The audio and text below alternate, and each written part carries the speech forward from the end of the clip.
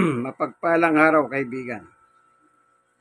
Ito po ang inyong kaibigan kay Jesus, Brother Manny Bautista. Ano po? Ayan. Bermat na po. Pag sinabing Bermat, ang kinakabahan dyan, yung mga ninong at ninang. Kasi,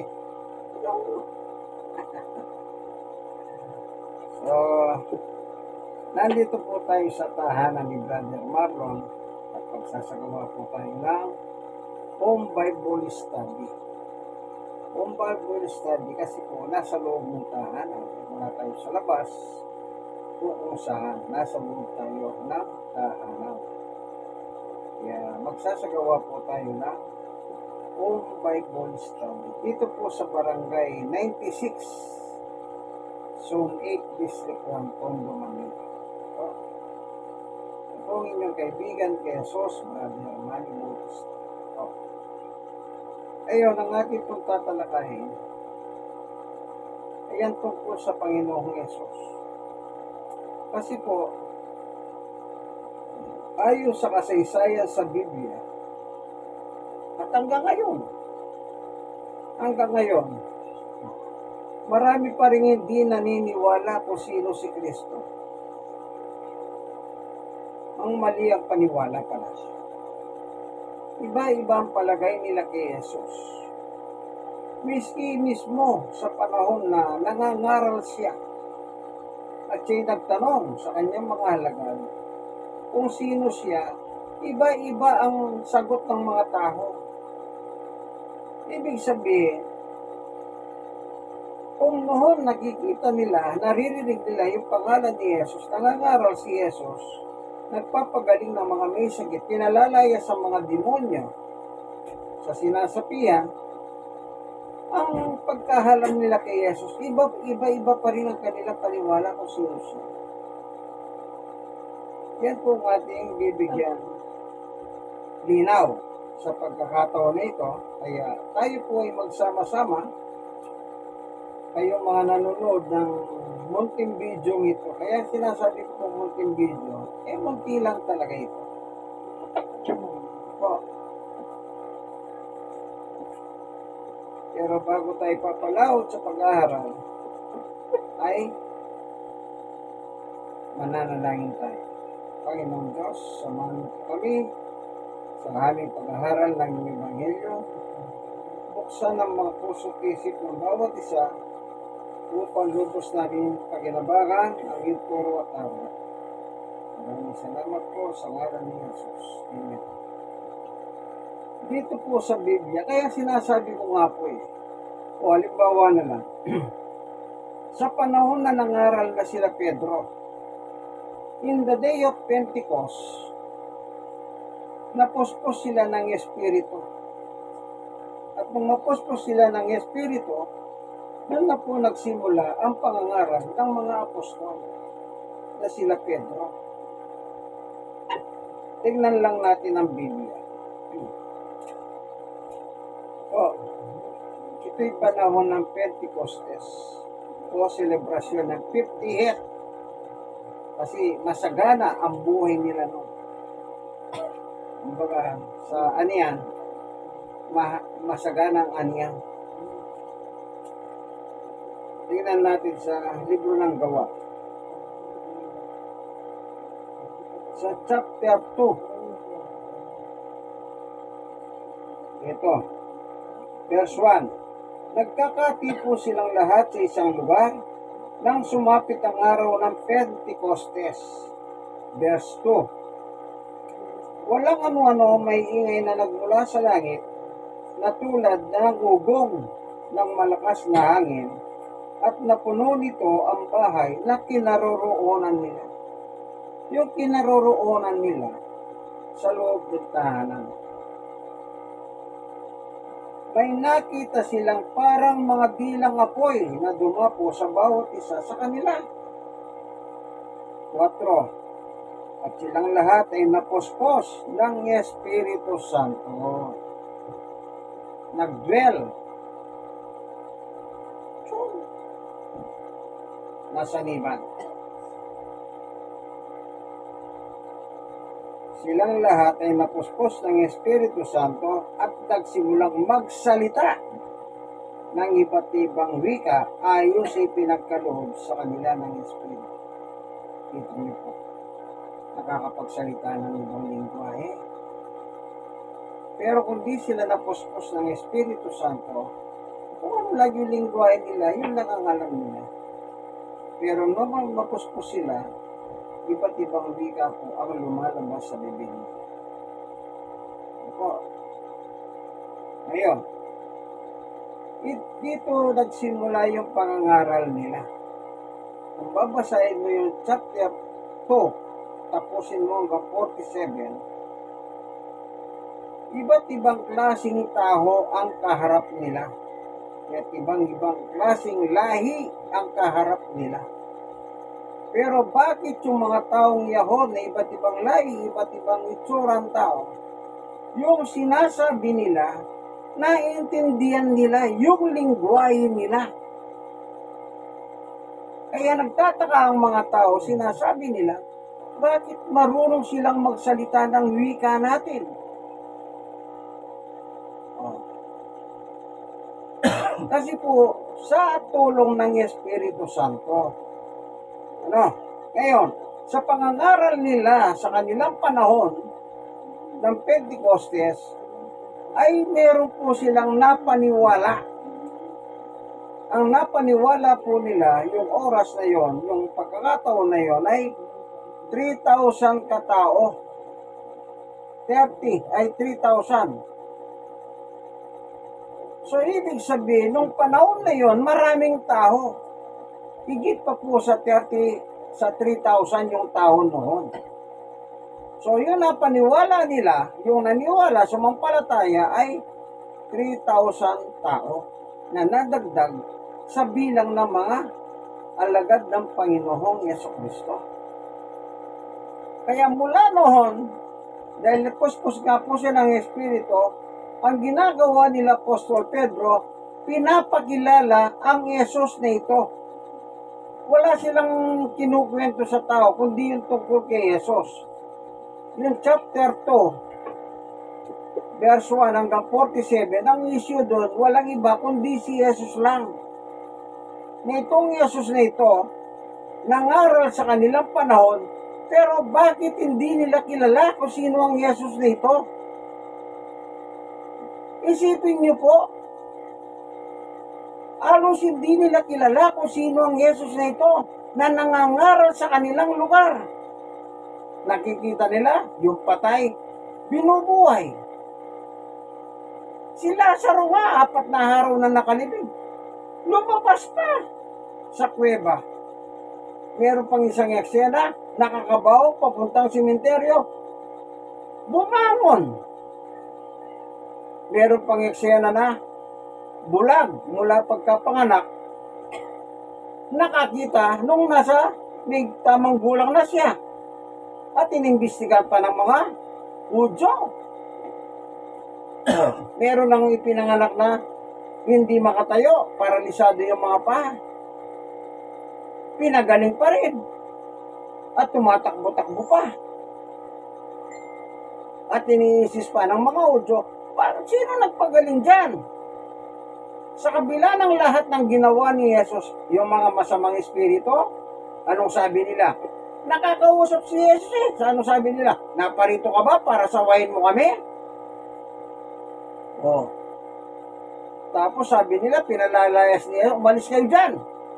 Sa mga tao sinasaliban. Walang lilipatan. Ang sabi ng mga demonyo, sa baboy, pwede ba kami lumipat? Dahil wala malilipatan na katawan ng tao. Ano lilipatan? Baboy. Ayun, nagsitalo ng mga baboy sa bangin, nakamatay. Lahat ng nasaksiyan ng mga tao at narinig yan. Pero bakit hindi nila kilala ang Jesus na ito? Na gumawa ng lahat ng himala sa harap nila. Tignan nyo po may babasahin ako. Kung bakit sinasabi kong hindi nila kilala ang Jesus na ito. Ito yung tagpo na kinausap ni Jesus yung alagada. Doon sa Mateo chapter 16, huwag nyo na sabihin, baka sabihin, gas-gas na yan. Hindi gas-gas ito. Aral ito. Huwag nyo itulad sa mga marites dyan. Mateo 16:13. Nang dumating si Jesus sa bayan ng Cesarea ng Pilipos, tinanong niya ang kanyang mga alagad, sino raw ang anak ng tao ayon sa mga tao? 14. At sumagot sila, ang sabi po ng ilan ay, kayo si Juan taga-bautismo. Juan. Ang to. Sabi po naman ng iba, kayo si Elias. Elias. At may nagsasabi pong, kayo si Jeremias. Yes. O isa sa mga propeta. Kung kilala nila si Jesus, bakit iba-iba kanilang paniwala?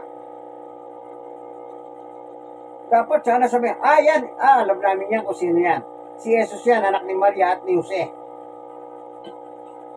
Pero ang sabi ng mga tao, si Juan taga-bautismo, si Elias, si Jeremias, o isa sa mga propeta. Maraming propeta, no? Kaya isa. Sabihin, hindi nila ma-mention kung sino sa mga propetang yon. Kilala ba talaga nila? Hindi po, kaya nga iba sagot nila eh. Kaya, sa panahon ng Pentecostes, doon pinakilala ni Pedro kung sino itong Jesus na ito. Na kung babasahin pa natin doon sa isang talata. Ang sabi ni Pedro, about Jesus, ang sabi niya, ito, sa 15, pinatay ninyo. Ang kausap ni Jesus, yung mga Hudyo, yun din ang mga Hudyo. Ikaw daw si babautismo, si Elias, si Jeremias, si Jose. Sabi ni Pedro sa mga Hudyong yan, pinatay nyo. Tuloy natin. Sa Gawa 3:15. Simulan kaya natin dito sa 11. Habang nakahawak siya kina Pedro at Juan. Ito yung pinagaling yung lumpo since birth. At the age of more than 40 years old. Walang nakalagay. Basta nakalagay doon, higit 40 anyos siya. Doon siya gumaling. Ito sinasabi, hawak sa kamay ni Pedro at Juan. Na yung lumpo na yon, nagpapalimos sa simbahan. Then, nung dumating sila Pedro, tumingin kay Pedro at kay Juan, na inaakalang merong pera itong dalawa at bibigyan siya. Sabi ni Pedro, ba't ka nakatingin sa amin? Wala kaming pera. Pero meron akong ibibigay sa iyo. Sino ibinigay sa kanya? Si Jesus. Pinakilala si Jesus kay lumpo kung sino si Jesus at naniwala si lumpo at yung kanyang paniwala na yon tungkol sa Jesus na pinangangaral ni Pedro, doon po gumaling yung kanyang paa na edad po siya ng mahigit 40 anyos na. Isipin nyo, doon niya palang natikman, takbo-takbo sa loob ng templo. Praise the Lord, praise the Lord, sabi niya. Matagal ang paghihirap niya. Pero nung dumating sa kanya si Jesus, yun ang pinakilala ni Pedro kay lumpo. Okay? Ngayon, meron binanggit si Pedro dito kasi nga, tinuusig na sila. Nang magsimula silang mangaral, nagsimula sa Jerusalem, inuusig na ngayon sila. Ito sabi ni Pedro sa mga umuusig. Ito po sige, basahin na natin Aba nakahawak siya kina Pedro at Juan sa kamay, tinawag na portiko ni Solomon, patakbong lumapit sa kanila ang mga taong takang-taka sa nangyari. 12. Nang makita si Pedro at ang mga tao, sinabi niya, mga Israelita, bakit kayo nagtataka sa nangyaring ito? Bakit ninyo kami tinitignan? Akala ba ninyo napalakad namin siya? O napalakad namin siya dahil sa sarili naming kapangyarihan o kabanalan? Kaya, kasi, niluwalhati ng Diyos ang ating mga ninuno, sina Abraham, Isaac at Jacob, ang kanyang lingkod na si Jesus ay isinakdal ninyo, itinakwil sa harap ni Pilato, gayon ang ipinasya nito, napalain siya. 14, itinakwil ninyo ang banal at matuwid, si Jesus sa tinutukoy ni Pedro, at tiniling na patayin ang isang mamamatay tao, at iniling na palayain ang isang mamamatay tao. Hindi po ba yung kapalit yung isang kriminal at si Jesus ang pinalit? Okay. Ito na. Ano sabi ni Pedro? Pinatay ninyo. Yon. Ang tinutukoy ni Jesus, pinatay ninyo, si Jesus po ang pinatay nila. Kaya pumatay kay Jesus yung mga nagsasabing, yan si Juan Bautista nagbabautismo, yan si Elias, yan si Jeremias, o isa sa mga propeta na mismong kababayan ni Jesus na hindi nakakakilala sa kanya. Sila ang nagpapatay. Sabi ng kasulatan, hindi po ako. Tuloy natin. Pinatay ninyo ang pinagmumulan ng buhay. Ngunit siya'y muling binuhay ng Diyos at saksi kami sa pangyayaring ito. Kaya sila naging saksi after Jesus Christ crucified, namatay, ikatlong araw nabuhay, at pagkabuhay niya, pinuntay niya ang mga alagad. Nasaksiyan nila na buhay si Jesus. Kaya sinasabi nila, saksi kami sa pangyayaring ito. Ito yung pinagkikilala nila. Kasi nga, hindi nila kilala kung sino si Jesus. Ano po? Kung sino si Jesus. Ngayon, sa chapter 5:42, ito naman ang sabi ng kasulatan. At araw-araw sa templo at sa mga bahay-bahay, walang silang tigil nagtuturo at nangangaral ng magandang balita tungkol kay Jesus ang Kristo. Sino ang Jesus? Siya ang Kristo.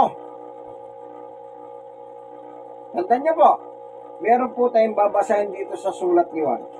Tingnan natin kung magkaugnay sila. Nang si Jesus at yung mga taong Samaritana, nakausap niya ng personal. Tingnan natin ang kanilang after na sila'y magkausap, ang kanilang naging konklusyon o paniwala.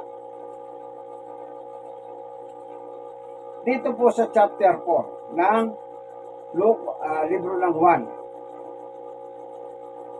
Simulan po natin dito sa 4:7. May isang Samaritanang dumating upang umigib at sinabi ni Jesus sa kanya, maaari bang makainom?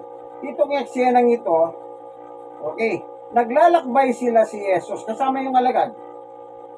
Nung makakita lang ng balon, yung balon ni Jacob sa Old Testament, umimpil si Jesus doon. Ang ginawa ng alagad ngayon, iniwan siya at bumili sila ng pagkain. Kaya si Jesus mag-isa lang sa balon. Dahil yung balon malalim, si Jesus walang pangigib ng tubig para makainom. Nagkataon naman, may dumating na iigib, isang babaeng Samaritana. Dito na ngayon nagka-enkwentro at sa enkwentro ito, pinakikilala naman ni Jesus yung kanya sarili. Personal. Pinakikilala ni Jesus ang sarili niya dito sa babaeng Samaritana. Kasi kung magkamali ka ng pagkakilala kay Jesus, kawawa ka naman. kailangan maging tama ang paniwala mo. Tuloy natin yung sa Samaritana. Sa verse 8, wala noon ang kanyang mga alagad. Yun nga po, bumili sila ng pagkain. Iniwan muna si Jesus at nakahipil doon sa balon ni Jacob. Dahil sila'y bumibili ng pagkain sa bayan. Okay, isipin niyo po, malayo yun, siyempre. Sinabi sa kanya ng babae, sa 9, ikaw ay Hudyo at Samaritana naman ako. Bakit ka humingi sa akin ng inumin? Kaya naman humingi si Jesus. Wala nga pa sandok si Jesus ng tubig eh. Ano, tatalo si Jesus para makainom ng tubig? Paano naman ang paggahon niya? Yung balon na yun, malalim yun. Kaya nagkataon na iigib tong Samaritana. Kaya sinabi niya, painumin mo ko, pahingi ng tubig. Kasi sasalok nga siya. Meron pang konting diskusyon to. Nangyari sa pagitan ng dalawa. O, ano sabi niya? Sinabi sa kanya ng babae, ikaw ay Hudyo. Hudyo pala si Jesus. At Samaritana naman ako. Bakit ka humingi sa akin ng inumin? Sinabi niya iyon sapagkat hindi nakikihalubilo ang mga Hudyo sa mga Samaritano. Kaya hindi rin kilala si Jesus ng babaeng Samaritana. Yes, sumagot si Jesus, kung alam mo lamang ang kalooban ng Diyos o kaloob ng Diyos at kung sino itong humihingi sa iyo ng inumin, ikaw ay iingi sa kanya at bibigyan kaniya ng tubig na nagbibigay buhay. Dito na po pinakikilala ni Jesus sa kanyang pagkatao dito sa babaeng Samaritana. Kumbaga, sinimulan na niya yung nagkukwento na siya tungkol sa buhay. At ang ginamit niya yung buhay. Anong inumin? Alam niyo po sa Guinness Book of Records, merong tala na nabuhay ang tao na magit 100, walang ginagawa kundi uminom ng tubig. Walang pagkain, tubig lang yun. Nabuhay sila magit 100 tao. Okay? Tuloy, sa 11. Nagsalitang babae, Ginoo, malalim ang balong ito at wala ka namang pansalok. Malalim. Kung si Jesus tatalo, paano aahon yun? Kaya siya humingi sa babae kasi nga yung babae, iigib, meron siyang yulog yung timba, iniyangat niya na may laman. Kasi nga, balon yun. Yun yung nakikita sa mga pelikula, sa mga western movies. Saan ka kukuha ng tubig na nagbibigay buhay? Baliktad ang utak ng babae kasi nabanggit ni Jesus, buhay na walang agad yung tubig. Kaya sabi, tinanong siya, o sa kayo, hindi niya maunawahan kasi hindi niya pa naiintindihan. Kaya iba yung kanyang takbo ng isip ng babae, Samaritana. Kaya tanong niya, ay, saan ka kukuha ng tubig na nagbibigay buhay? Hindi naunawahan naman. Hindi niya alam si Jesus ang mismo tubig nagbibigay buhay. Okay. 12. Ang balong ito napamana pa sa amin ng aming mga ninonong si Jacob. Kung tutusin, hindi nga niya si Jacob, Hudyo. Siya, Samaritana. Kaya sasabihin niya, minana pa namin kay Jacob. Paano mo mamanayin kay Jacob? Hudyo siya. Hudyo si Jacob. Ganyan ang tao. Madaling yung konting ganyan, twist lang ng konti. Ang balong ito ay pamana pa sa amin ng aming mga ninonong si Jacob. Dito siya umiinom, gayon din ang kanyang mga anak at ang mga hayop, higit pa sa kanya. Ano po, yan. Punta tayo sa 15. Yung 15 po, hanggang sa 24, isi-shortcut ko na lang, Tinanong ni Jesus tong babae, dalhin mo dito asawa mo. At sagot ng babae, wala po akong asawa. Sabi ni Jesus, tama sagot mo, wala kang asawa. Pero pasinin yung tanong ni Jesus, umuwi ka at dalhin mo yung asawa mo rito. Sabi ng babae sa Maria, wala po akong asawa, dalaga ako. Tama sila. Oh, hindi pa parang... Okay, kwento ko na lang ha. Hindi ko nababasahin. Sa panahon kasi nila, yung Samaritana, pag nag-asawa ka, halimbawa, yung napangasawa mo, meron siyang kapatid dapat. Ay, sabihin mo 5 silang magkakapatid ha. Para madali natin maintindihan. Pag naasawa mo yung panganay, at hindi ka nagkahanap, pag namatay, kailangan ng asawa mo yung susunod. Pag hindi nagkanak, namatay, yung susunod. Hanggang sa ubusin mo yun, magiging asawa mo yun. Kasi sa kanila, importante, yung panganay, kailangan magkaroon ng anak. Kung namatay siya, alin man dito sa mga kapatid niya, kailangan magkaroon siya ng anak. At hindi pwedeng mag-asawa sa iba si babae nang hindi magkakaroon ng anak dito. Yung panganay. Yan ano? Kaya sinabi niya, dalaga po ako, wala akong asawa. Kasi nga, naubos na niya yung magkakapatid. Wala siyang naging anak. Ngayon, eto na. Senior cut ko lang yun ha. Sa 25, ang sabi ng babae ngayon, ito. Sinabi ng babae, nalalaman ko pong darating ang Mesiyas, ang tinatawag na Kristo. Oh. Pagdating niya, siya ang magpapahayag sa amin sa lahat ng bagay. Ito ha. Sa panahon ng Pentecoste, sinong pinakikilala ni Jesus? Ni Pedro? Si Jesus, ang Kristo. Ang sabi ng babae, iniintay pa nila yung Mesiyas o yung Kristo. Kita niyo po? Samantalang kausap na niya ang Kristo. O sabi ni Jesus, sa 26, akong kausap mo ngayon ng yung tinutukoy, sabi ni Jesus, yung palang Kristong hinahanap nila o inaantay nila na magpapahayag sa kanila o Mesiyas, yung palang kausap ng babae, ng babae, siya na pala. Ako na. Ngayon, nung nalaman niya nang si Jesus, siya palang hinihintay nilang Mesiyas o Kristo, na magkukwento sa kanila, anong ginawa ng babae?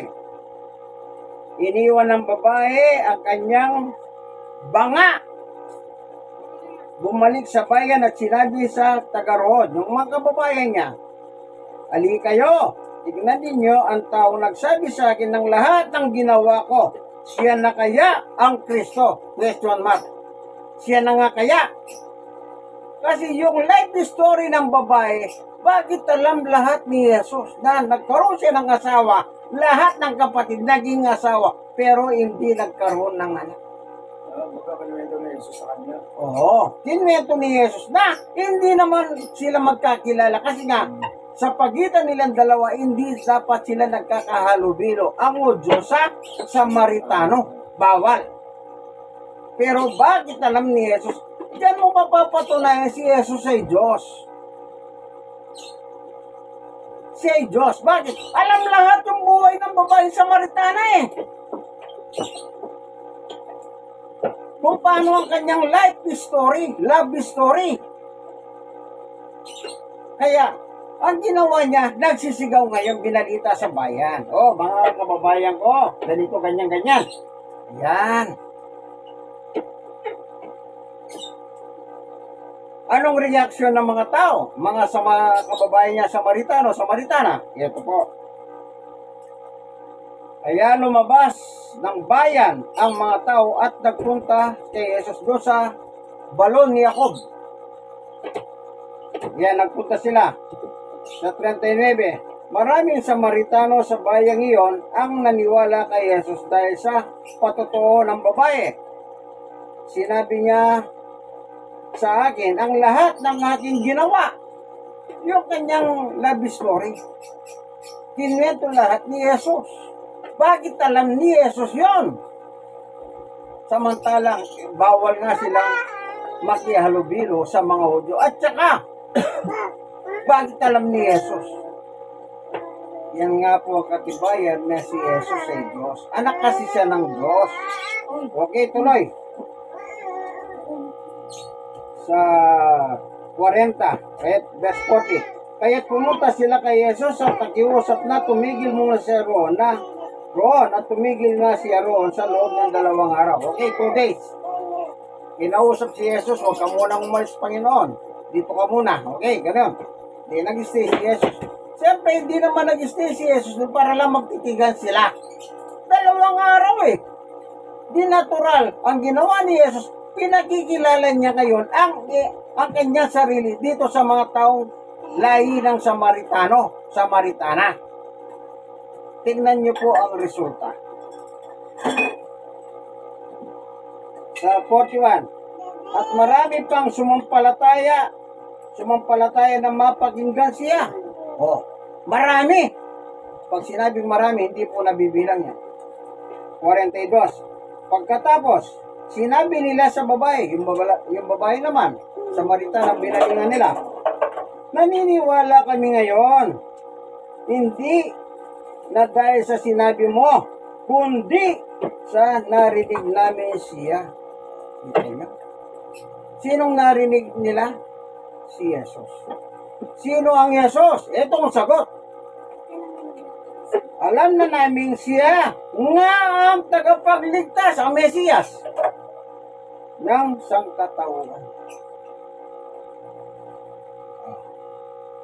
Kung hindi nila nakausap si Jesus, hanggang ngayon, hindi nila alam kung sino si Jesus.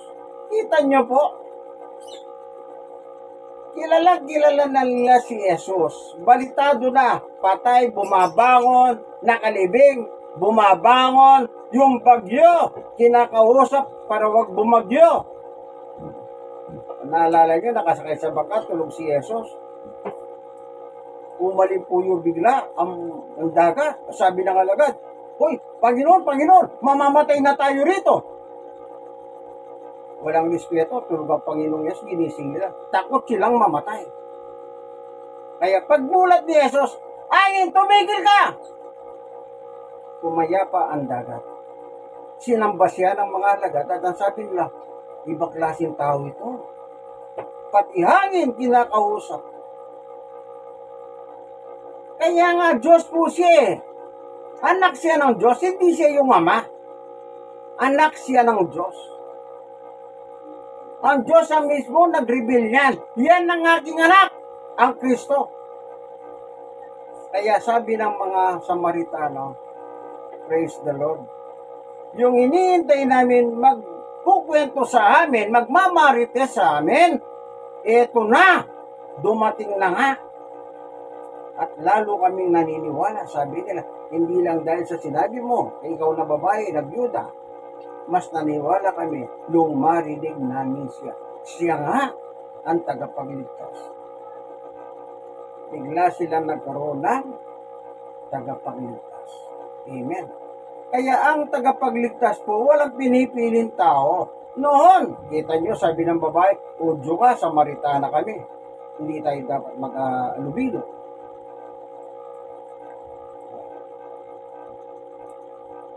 Kaya po ang ating Panginoon, hindi nila kilala. Kaya si Pedro pinagkikilala, itong Jesus na ito na pinatay ninyo, siyang Kristo, ang tagapagligtas. Panghuli, nang makausap niya si Tomas na mabuta, sa eksena nila, kwento ko na lang. Siyempre, nung nabuhay na maguling si Jesus, nagpakita siya sa alagad, nagkataon wala si Tomas. Ngayon, nasabi ng mga halagad, nakita namin ang Panginoon. Nakita namin ha. Sabi nila kay Tomas, sabi ni Tomas, maniwala ako sa inyo. Maniniwala ako, makita ko yung butas ng kamay, yung tagiliran yung butas. Nung after 1 week, nagpakita na naman si Jesus. Kinarap kagad si Tomas. O Tomas, eto na. Itong butas ng kamay ko, ilagay mo yung daliri mo. Ito yung tagiliran ko, ilagay mo yung daliri mo. Anong sagot nito, Mas? Panginoon ko, Diyos ko. Ito yung eksena panguli. Nakasulat po yun sa 1:20 verse 24 hanggang 29. Kinuwento ko na lang. Pero kung meron kayong Biblia, tignan nyo. Totoo rin naman ang kinukwento ko. Ano? Sa 29 natin kukunin ngayon. Sinabi sa kanya ni Jesus, naniniwala ka ba dahil nakita mo ako? Kasi ang sabi ni Tomas, pag makita ko, dun lang ako maniniwala. Hindi sa wala siyang pananampalataya. Apostol yan eh. Isa sa 10 apostol na pinili. Yung isa, traidor, yung nagbenta ng 30 piraso pilak, si Judas Iscariote. Sa mga apostol, si Judas lang ang merong apelido, Iscariote. Sa inyo, baka merong Iscariote sa inyo, kaibigan. Mag-ingat kayo dyan. Baka kakambal ni Judas yan. Ako wala pa ako narinig na apelido Iscariote. Lipat dito sa Biblia. Baka meron, mag-comment po kayo, isulat niyo kung sino yun, ng apelido Iscariote.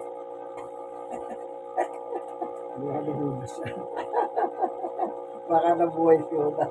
Sabi ni Brother Marlon. Okay, ito na. Dito kaibigan ngayon, sukatin mo yung sarili.